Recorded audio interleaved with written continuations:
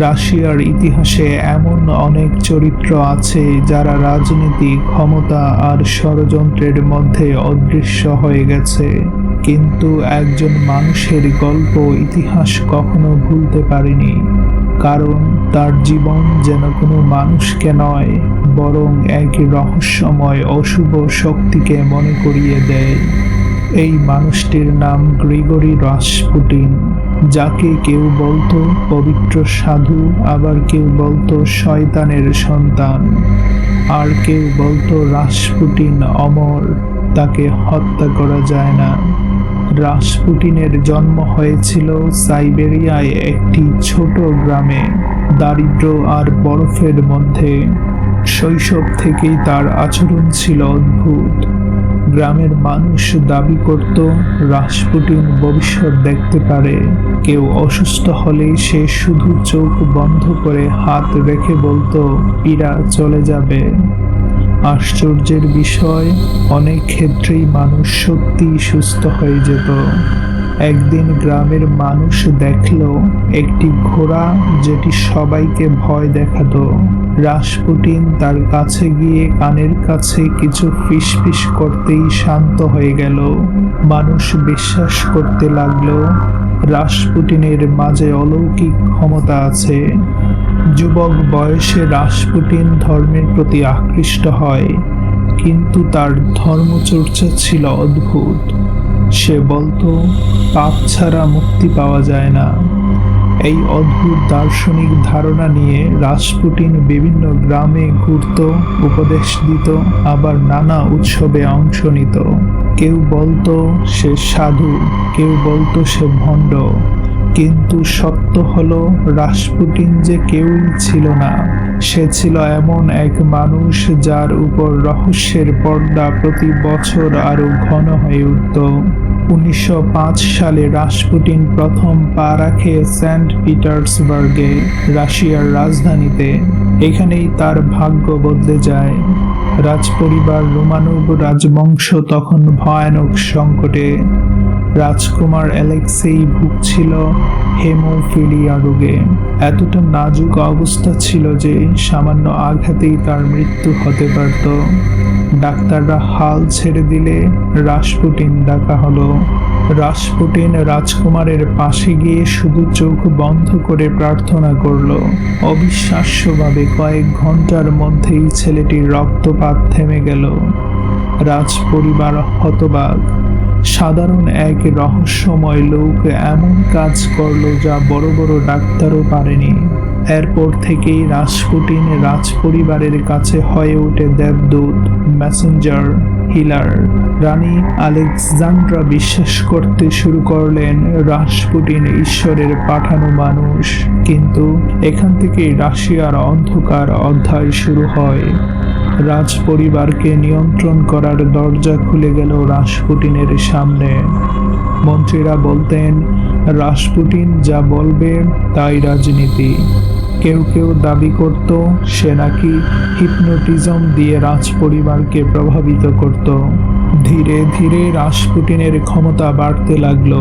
সাধারণ মানুষ তাকে ভয় পেত, অভিজাতরা তাকে ঘৃণা করত, আবার রাজপরিবার তাকে অন্ধবিশ্বাসে মানত। এ যেন এক অদ্ভুত দানবের উত্থান, যাকে কেউ থামাতে পারছিল না। রাসপুটিনের চারপাশে তৈরি হচ্ছিল আরেক রহস্য। মানুষ বলতো রাসপুটিনের দেহ নাকি অস্বাভাবিকভাবে শক্তিশালী। অনেকে বলতো তার চোখের দিকে তাকালে মানুষ ভয় পেত, কারণ তার চোখে নাকি অদ্ভুত এক আকর্ষণ ছিল। রাসপুটিন নিজেই বলতো আমার মৃত্যু হলে রাশিয়ার পরিণতি ভয়ঙ্কর হবে।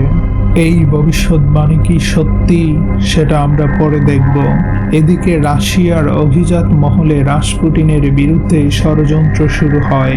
রাজপরিবারের সিদ্ধান্তে সে হস্তক্ষেপ করছে, ক্ষমতা দখল করছে, এমন ধারণা ছড়িয়ে পড়ে।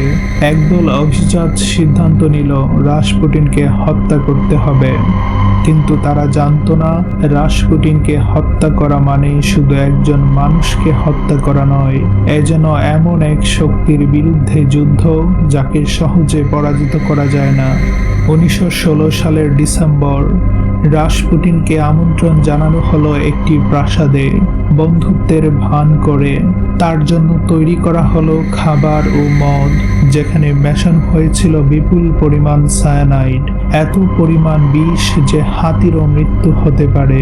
কিন্তু রাসপুটিন সব খাবার খেলো, মদ খেলো, কিন্তু কিছুই হলো না। সে হাসতে হাসতেই বসে থাকলো। অভিযাত্রা ভয়ে স্তব্ধ। মানুষটা কি সত্যি মৃত্যুকে অমান্য করে? বিষ কাজ না করায় তারা বন্দুক বের করলো। রাসপুটিনের বুকে গুলি করা হলো। সে মাটিতে পড়লো। মনে হলো এবার সব শেষ।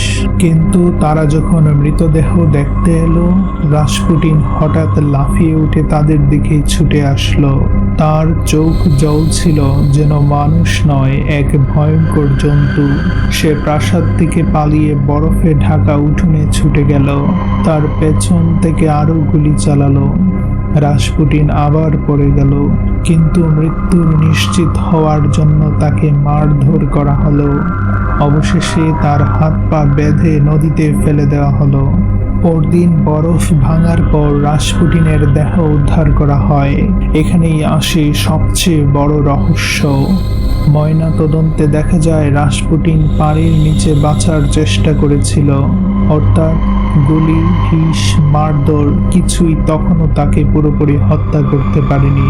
এক মানুষের দেহ কিভাবে এত যন্ত্রণা সহ্য করতে পারে? সে কি শুধু এক সাধু ছিল, নাকি সত্যি তার মধ্যে ছিল এমন কোনো অদ্ভুত শক্তি যা মানুষ ব্যাখ্যা করতে পারে না? রাসপুটিনের মৃত্যুর পরে খুব অল্প সময়ের মধ্যেই ভেঙে পড়ে রোমানব সাম্রাজ্য। তার ভবিষ্যৎবাণী যেন সত্যি হয়ে যায়। আমার মৃত্যু হলে রাশিয়ার সম্রাট ও তার পরিবার রক্তাক্ত পরিণতি ভোগ করবে। রাসপুটিন বলেছিলেন যে তার সাথে বিশ্বাসঘাতকতা করলে রাজ পরিবার ধ্বংস হয়ে যাবে। কিছুদিন পরই রোমানব পরিবারের সবাইকে হত্যা করা হয়।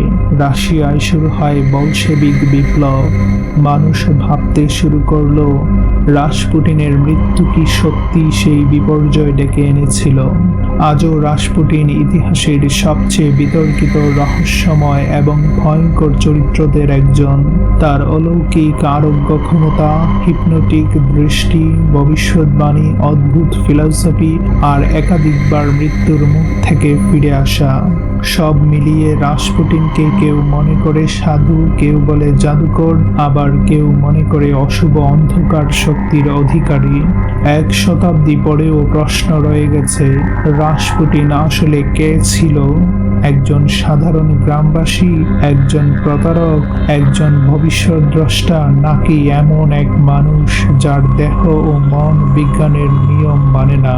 তার মৃত্যু হয়তো তার গল্পের শেষ, কিন্তু রাসপুটিন নামটা আজও পৃথিবীর ইতিহাসে এক অমোচনীয় রহস্য। বন্ধুরা, আমার আলোচনাটি ভালো লেগে থাকলে অবশ্যই সাবস্ক্রাইব করে যাবেন। ধন্যবাদ।